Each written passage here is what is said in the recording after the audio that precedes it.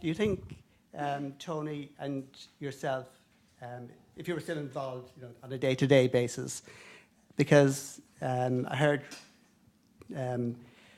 someone say recently that if I'd known the current business model of allocated seats and premium service that you can bring an extra bag, do you think you would have, Tony would have taken that on board, that he would have moved the airline forward if he was still around? Yeah, I think you're dead right. That's for sure. But I think in the early days, they obviously tried to make this airline profitable. And there's no sin in that, although people think it is. Yeah, he would have been slightly softer than Michael, to answer your question. And, I think if he was around, the changes that are happening now probably would have happened with some of the stuff that happened, because he always felt you should look after your people a bit better. And funny enough, so did I. And I myself personally had many rows with Michael OLeary about what we should do. And I was saying there was things we could do that would make the airline more pleasurable, and it wouldn't actually cost money. But Mike was pretty dogmatic, and he wasn't interested. He said, we just give them a fare and they'll fly, and that's it. And to a large extent, that actually worked. But I think it was coming to the stage where there's a lot of competition out there, and if you give people a choice and there's only $5 or $10 in it, or €5 or €10, they just might go to another airline. So I think what's happening now is really good, and it's good that it's happening now, really good.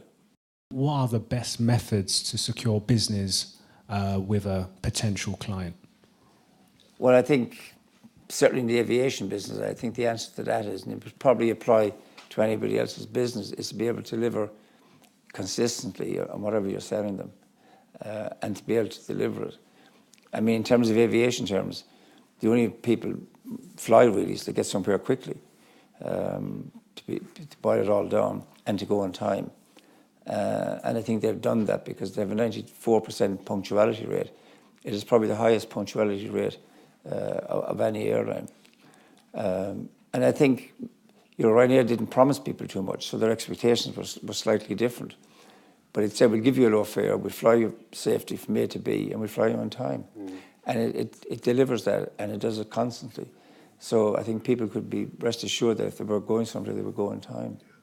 You said that deregulation really grew the business because you guys were able to expand into Europe. Yeah. And I want to know if that was something that was strategic when the business was started, that you knew that it already happened in the US and had planned that, or it was just serendipitous, or not serendipitous, but just by chance. No, we were hoping that it would happen, and it obviously did. And funny enough, the first two countries to sign this agreement was the UK and the Netherlands. But it had to happen. You just can't hold back the tide. And they knew it would certainly happen when deregulation, came in, when the EU was formed. It was going to happen then anyway, because it's just like one entity. I think without that, it would have been very difficult. It would have been impossible to have expanded, because the airlines in Europe at that time were mainly government controlled, and they didn't want to see any competition coming in affecting their own airlines. But it's all changed now. I mean, the landscape is totally changed. There's so many low-cost airlines now in Europe and out in Asia and stuff, that it had to happen. And what it's given people there is the opportunity to travel both externally and internally. And just an example, I've done a lot of work with the US Air Force in marketing and stuff. And I was in Ramstein, and I met this general, and they have about 30,000 troops stationed there. And he was saying, since Ryanair came into Han Airport near Frankfurt, he says it's changed the lives of the servicemen there, because while they were there for 3 or 4 years, he said not only did they see Iraq and Afghanistan, but they were also able to go to all these wonderful cities in Europe, which you could never do before. So it has influenced a lot of people in ways you wouldn't even imagine. I've got a question about Michael OLeary, if that's okay. Obviously, such a dynamic person within your business, and clearly he's been majorly influencing and taking part of what you're doing so well, so flamboyantly. But what is it like as a business owner hiring someone that's so out there? And what kind of conversations do you have behind the scenes to either give him a bit more rope to play with or to pull him back in line with what the company policy really is? Very hard to pull him back. Very hard to pull him back in line. That's the first thing. But my brother said that he's probably the best chief executive, I think, of any airline probably today. And when he joined the company, I actually wasn't particularly involved in that. But he didn't take a salary. He said he was going to take 10% of any profits he made.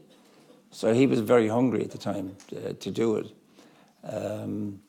And, you know, Michael really didn't care about anything.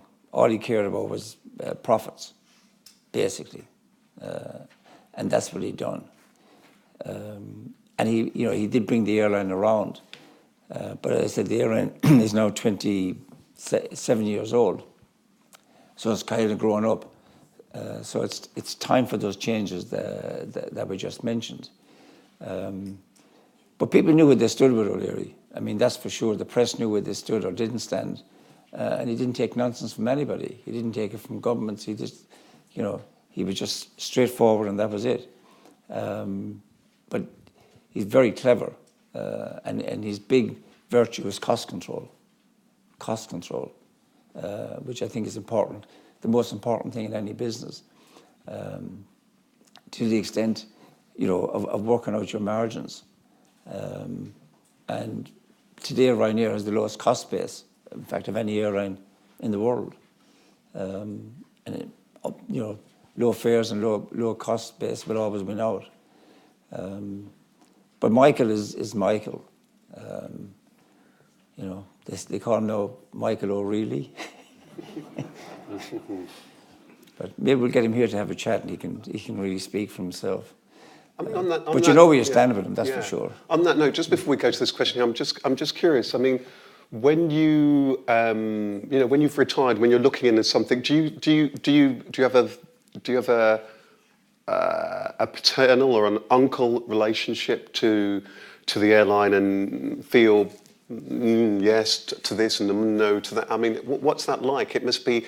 I think it's one of these things that does come up a lot for entrepreneurs, isn't it? When you put somebody, as the questioner asked, when somebody else comes in to manage your business, or you're wanting to move away from the business because you're wanting to exit from the business, or have more time with family life or whatever it might well be. What kind of emotions do you feel? I suppose it's always nice to see your name on the side of the airplane. I mean, when somebody says to me once, I have a private jet, I said, I got 350 of them. But I travel with Ryanair all the time, and I'm very critical when I travel, because it's just as easy to do the right thing as the wrong thing. You know what I mean? It's the same amount of effort, so you might as well do it right. And I've heard of all the objections, and I've flown with all of the carriers. And when I fly with them, I'm very objective, and I think, I don't know what people are complaining about. I mean, you're in a modern airplane, you got the lowest fare, you're going to get there on time. I mean, anyway, that's what they do. So when I look at it, I think, yeah, it's doing fantastic, and it is a sense of pride. But it's also a sense of pride, I think, for Ireland as a small nation that has this company out there that has made the biggest effect ever of any company in Ireland, and it is now, and the global, it's the biggest international airline in the world from a population of 3 million. So I think it is a source of pride, I think, for the country, and what it certainly has done for people in Ireland is they say, well, these guys were able to do that. We should be able to do something similar. And just another point, on the aircraft leasing bit, which Tony started, and that was the first, 50% of the world's leasing is now done in Dublin. So people have looked up to that and said, well, he'd done it, we can do it. So it's given that confidence. But I would still, if I saw something that was really way out, I would try and let Michael know. Not that he'd listen, but I'd let him know. Yes, sir. Over the years, Ryanair has had to deal with a fair amount of complaints and criticism from the press and passengers. How did you deal with that personally when you were at Ryanair? And was it important for the company to maintain a certain public image? No, a lot of the complaints were not justified. And obviously, some of them were. It was people turning up to the aircraft late and didn't get on the flight. The thing with Ryanair is it's got softer now. But if you followed the rules, what they said they were going to do, you wouldn't have an issue. But people try to break the rules all the time. They try to change things and twist things. And you wouldn't have got away with, in Ryanair. Even to this day, there's only 3 people in customer relations, customer complaints. 3. And they're carrying 82 million passengers a year.